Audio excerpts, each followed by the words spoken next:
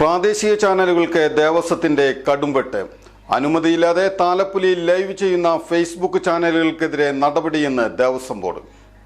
എല്ലാവിധ ലാബ് ടെസ്റ്റുകൾക്കും MHL smart labs, Dubai road, Eriyad, Bahadur mall, Kara and മാനുസ് പ്രോപ്പർട്ടീസ്, അസ്മാബി കോളേജ്. കൊച്ചിൻ ദേവസ്വം ബോർഡിന് കീഴിലുള്ള കൊടുങ്ങല്ലൂർ ശ്രീകുരുമ്പ ഭഗവതി ക്ഷേത്രത്തിൽ പ്രാദേശിക ചാനലുകളുടെ കടുംവെട്ട് തുടരുകയാണ്. ദേവസ്വം ബോർഡിന്റെ മറ്റ് ക്ഷേത്രങ്ങൾക്കില്ലാത്ത അലിഖിത നയമാണ് ഇവിടെ നടമാടുന്നത്. ദേവസ്വം ബോർഡിന്റെ എല്ലാ ക്ഷേത്രങ്ങളിലെയും ഉത്സവങ്ങളും ചാനലുകൾ സംപ്രേഷണം ചെയ്യുന്നത് പതിവാണ്. ഇതിന് ചാനലുകളിൽ നിന്ന് ദേവസ്വം പണപ്പിരിവും നടത്താറില്ല. കൊടുങ്ങല്ലൂർ ക്ഷേത്രത്തിൽ വൻതുക അടച്ചെങ്കിൽ മാത്രമേ സംപ്രേഷണാനുവാദം തരികയുള്ളൂ. ടെലിവിഷൻ പ്രേക്ഷകരുടെ ആവശ്യമായതിനാൽ ലക്ഷങ്ങൾ ചെലവിട്ടാണ് ചാനലുകൾ താലപ്പൊലി സംപ്രേഷണം ചെയ്യുന്നത്. കാവിലേക്ക് എത്താൻ കഴിയാത്ത ഭക്തജനങ്ങൾ ടെലിവിഷനിലൂടെയാണ് താലപ്പൊലി കണ്ടാസ്വദിക്കുന്നത്.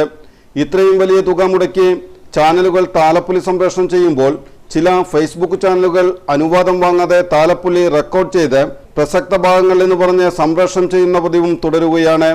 ഇതെല്ലാം ദേവസ്വത്തിന്റെ മൗന സമ്മതത്തോടെയാണെന്നാണ് ആക്ഷേപം. ഫേസ്ബുക്ക് ചാനലുകൾ അതിനുവേണ്ടി പരസ്യം വാങ്ങുകയും ചെയ്യുന്നുണ്ട്.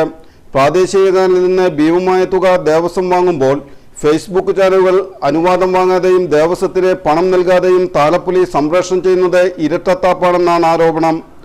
അതേസമയം ഇത്തവണ താലപ്പൊലി അനുവാദം വാങ്ങാതെ ഫേസ്ബുക്ക് ചാനലുകൾ സംപ്രേഷണം ചെയ്താൽ അവർക്കെതിരെ നടപടി സ്വീകരിക്കുമെന്ന് ദേവസ്വം അധികൃതർ ടൈംസ് ഓഫ് കൊടുങ്ങല്ലൂരിനോട് പറഞ്ഞു.